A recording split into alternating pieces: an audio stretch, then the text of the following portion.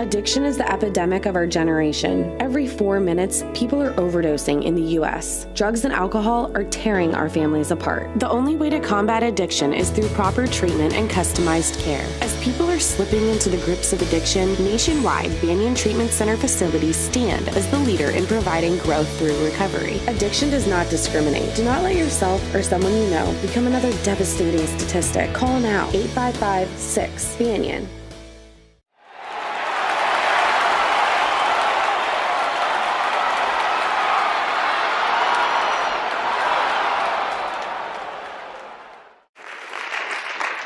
Thank you, John. Thank you for being here. The definition of insanity: doing the same thing over and over and over again and expecting a different result. That is the criminal justice system, in my opinion. It sucks, people. It is awful. These are supposedly intelligent individuals running the system. The lawyers, the judges, the prosecutors. They don't get it. They just don't get it. As far as the fines are concerned, do away with them. They're not going to get the money. You can't afford to pay them for all the reasons that have been said tonight. I think that we should do away with the fines. Wipe them out with certain conditions. You have to do this, whatever it is. I don't know what it is. But give you an opportunity to get gainful employment. Use your experiences. And for you addicts out there, don't be ashamed of your past. Don't ever forget your past. It's a part of your life. Use it to your advantage. Get involved. By that, I mean you will have the opportunity to go back and talk to other addicts, become gainfully employed, get involved. Never forget your past. I'm never going to forget my past. My past in 2002 changed when I found out my son was an addict. I never used drugs like Ken said. My wife never used drugs. Didn't believe in them. My son was an addict? Are you kidding me? I can't tell a soul about this.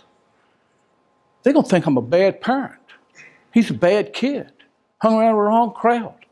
The stigma, right? The stigma. I had it big time. For 4 years, I ran around like a fool, taking care of every single solitary responsibility that my highly paid son was supposed to be doing. I told him one time it'd be a whole lot less expensive for me to go down to the corner, buy your drugs, and send them to you. You pay your own damn bills.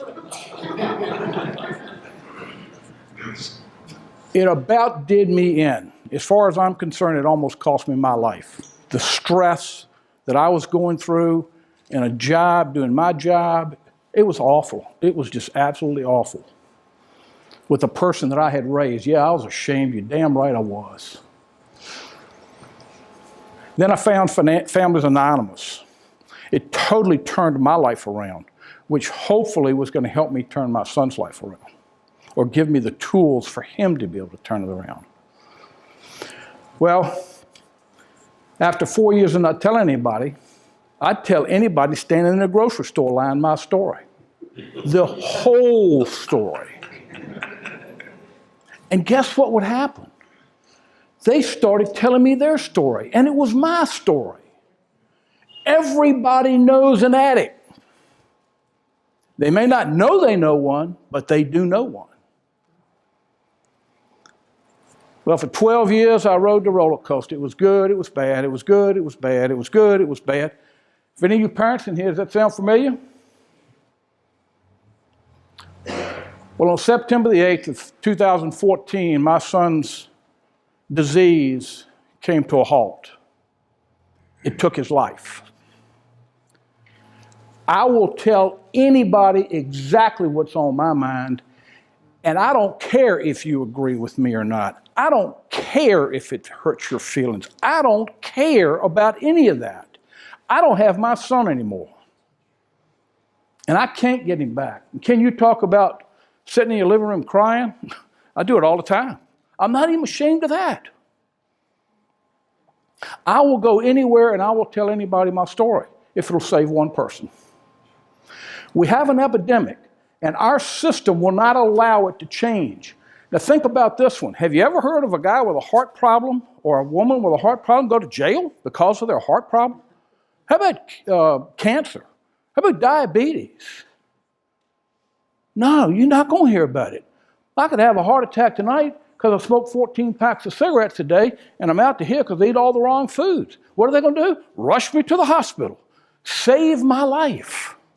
Send me back out on the streets with some education, and if I do the same things over again, I'm going to go right back to the hospital with another heart attack. They're not going to put me in jail for that either, are they? I don't think so. I don't think so.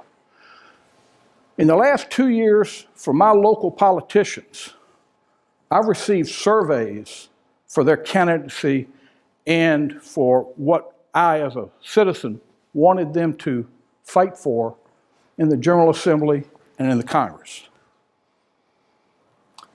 And they had a little survey, it was a survey. Not one word about the disease of addiction, yet it's the biggest epidemic in this country. Not one word about it. So what did I do? I wrote them a letter. I did their survey, that stupid little survey, but I wrote them a letter. And I talked to them about the disease of addiction. When are you going to call me and ask me questions about this? I have not heard one single word. Not one. Now, we had a disease in this country many years ago called polio. Polio had a stigma, just like addiction. You young folks in here, you ever heard of polio? It's been cured.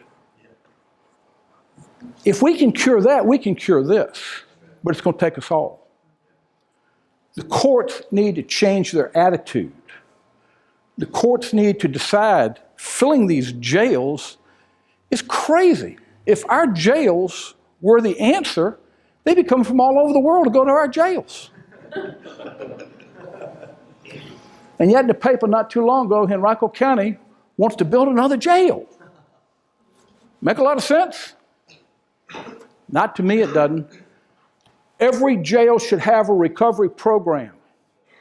And every addict should be required to go through the program. And if the addict doesn't want to go through and doesn't want to buy in, then they go through a separate program for people just like them. Cricket got up here and talked about the incarceration that he went through from the time he was 14 until 4 years ago. And the last time I heard him talk, it was 56 incarcerations in his young life. And look at him today. John Shinholzer, how many years clean? 39? 36. 36 years clean. I smoked cigarettes. I guess that was my addiction. And that's an addiction.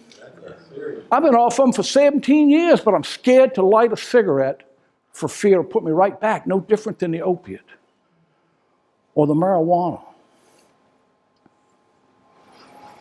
Yeah, we have a problem in this country. We have a serious problem in this country. And we are the ones that are going to have to fix it, because if 535 people 100 miles north of here, they don't care. And until a prominent politician loses their child to the disease of addiction, they're going to continue to do nothing but suck money out of us and divide this country like they're doing. It is appalling to me. Now, for you addicts, what I'm going to tell you is this. Until they make these changes, you're going to have to live with it, unfortunately, okay? What I'm going to beg you to do, stay clean, find a job, any job you can. I don't care what the job is.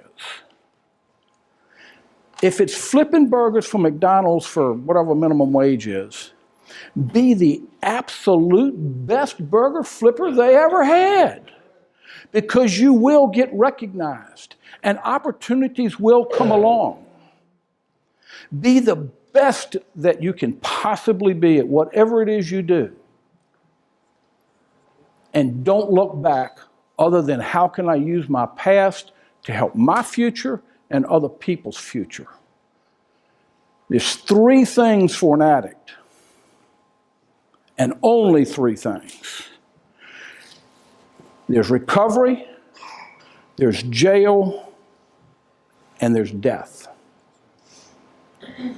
And for many of you, you've had 2 of those 3, or you wouldn't be sitting here. Don't be a statistic like my son. Don't become one of him. This peer-to-peer program costs less money to run than any jail in the country and produces more people out into the world that become productive citizens than any jail can do. And I've been into 3 or 4 jails, not because I was incarcerated, but I went in to talk to people in the program. Those programs do work. I believe in them. But jail ain't the answer. If you're a user, going to jail is not the answer. Please, people, get recovery and stay with recovery. Don't make excuses, and don't become a statistic. Thank you.